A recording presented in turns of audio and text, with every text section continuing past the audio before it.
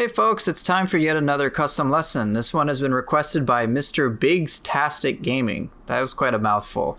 The custom lesson request involves, I guess, a theme: purifying light, sword, and dual swords.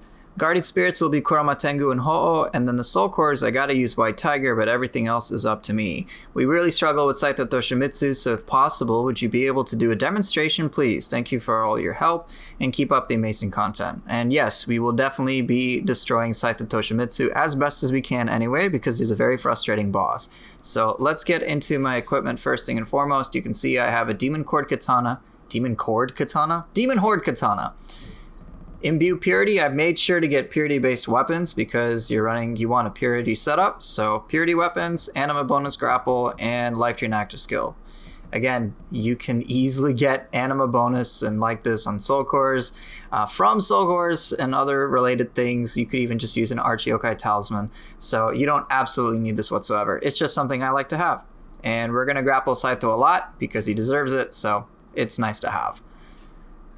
Demon Horde Dual Katana, notice I don't have the Life Drain active skill, but I've got Purity on the Demon Horde, and that's pretty much it.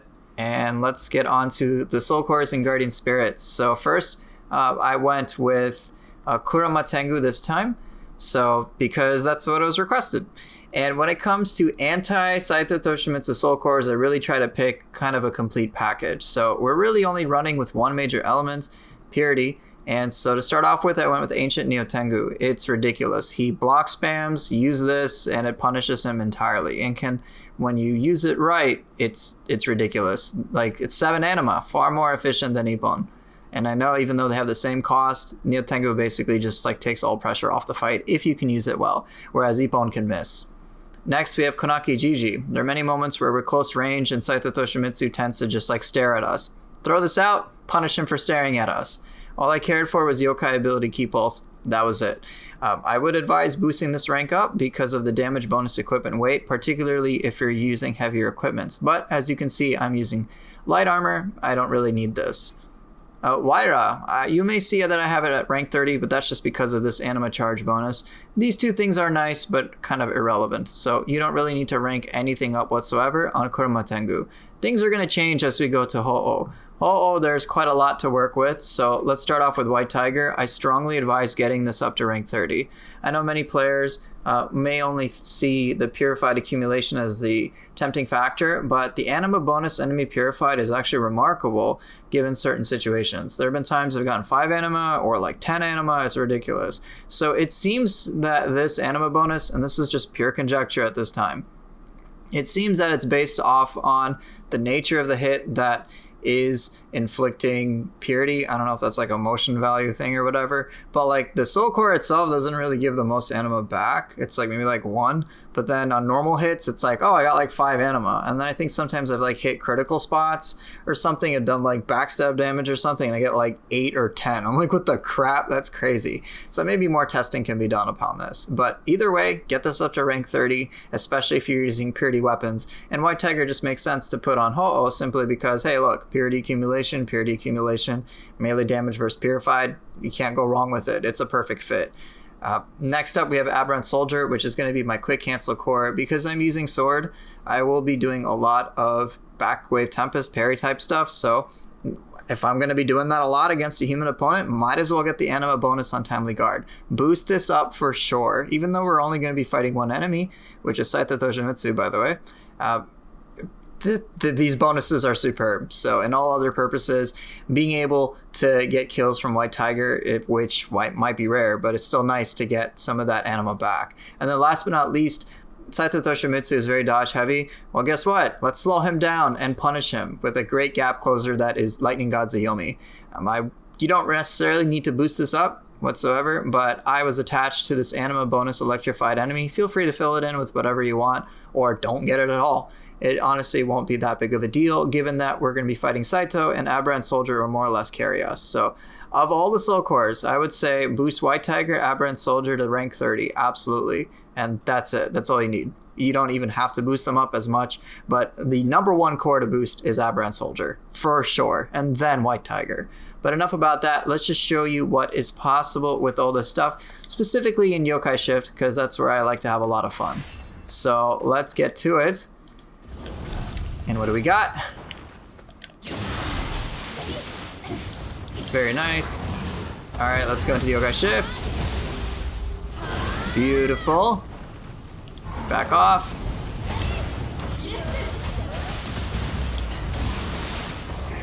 Very good.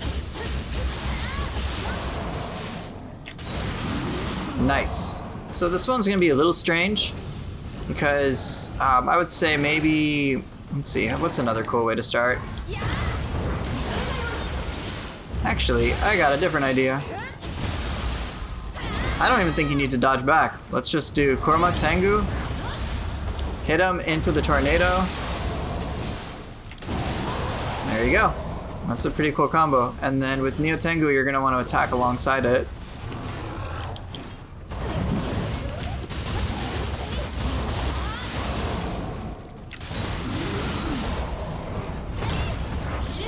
Very nice.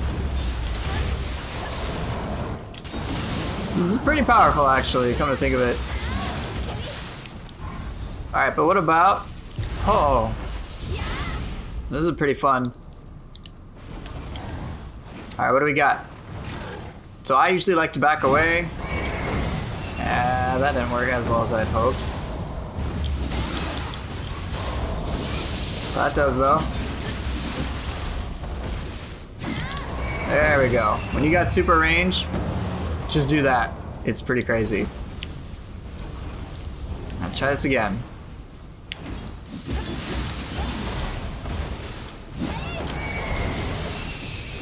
Pretty devastating. It's just beams everywhere. Yeah, it can be pretty nutty. Let's try it against a human. Make him feel sorry for himself.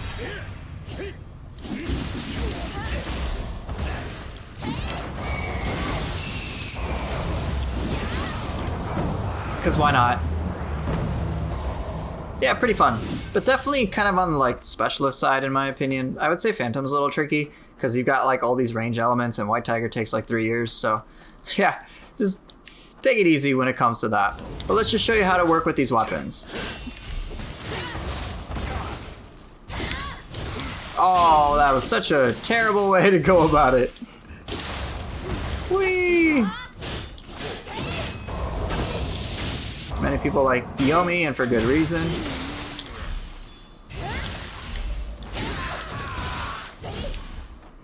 Let's try some other things. Play him around more so with dual swords.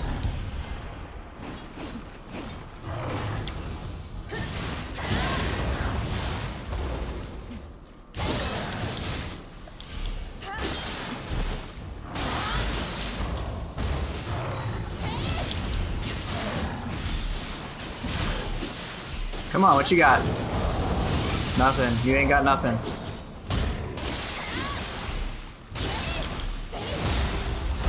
Let's see how I can work in White Tiger. White Tiger is going to be immensely difficult because you basically want to use it at range. You never want to use it at close range.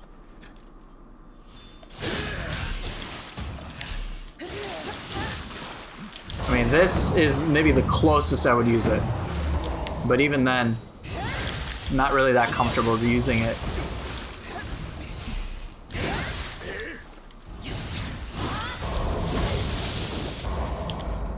But yeah, it's very challenging to incorporate a White Tiger, but I'll definitely do it when I can. Very nice.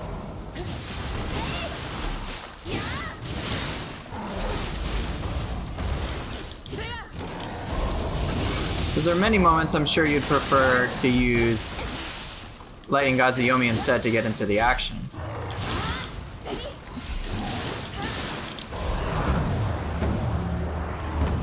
But one thing I want you to pay attention to with White Tiger, oh boy, that's really loud, is the range. You can see how crazy that range is. So the more range you have, the better. Look, it hits that tree all the way in the distance. So yeah, further the range, the better. And I'll just sweep everything. So that's like, being in a situation with that much range can be difficult, but against like Saito, it given how much he backdashes and he like spam stuff, you may find a moment to detonate his Shikigami. Alright, let's see what else I can do. Come on, buddy. Now after strike, don't cancel with the soul core because they're a little immune to attacks after the animation. It's just like one of those weird wonky things. Alright, let's just do a couple more things because Saito Toshimitsu is going to destroy our brains.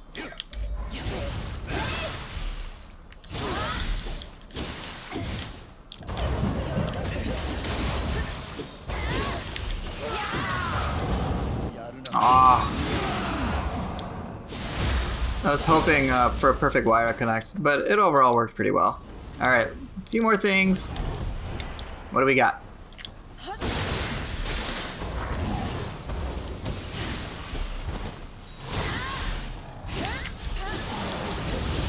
Wish Sign of the Cross sometimes had better tracking. Dodge, I dare you.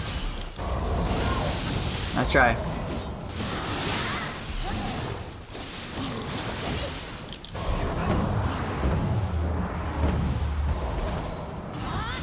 Alright, I think enough about that. You probably just want to see Saito Toshimitsu get his face smashed in, so we'll get to that. I will see you guys soon enough. Alright, let's put this to the test, because the future is now, old man. Alright, first off, get a parry. Very nice. The anima bonus from Aberrant Soldier comes in really handy in this fight so that I can do things besides just chase a blocking and dodging opponent. Because it can be really frustrating when you generate no anima because he blocks all of your attacks. So you don't really have much recourse. Things like anima bonus enemy purified, I don't know if you noticed, got me like 5 extra anima, and it can help keep some pressure on and make enemies like Saito Toshimitsu a little less frustrating. He's still going to be frustrating the entire time because the whole thing... Oh, dang it, I missed an Azuna juggle. That sucked. But the thing is, like, he just blocks and dodges most of the fight.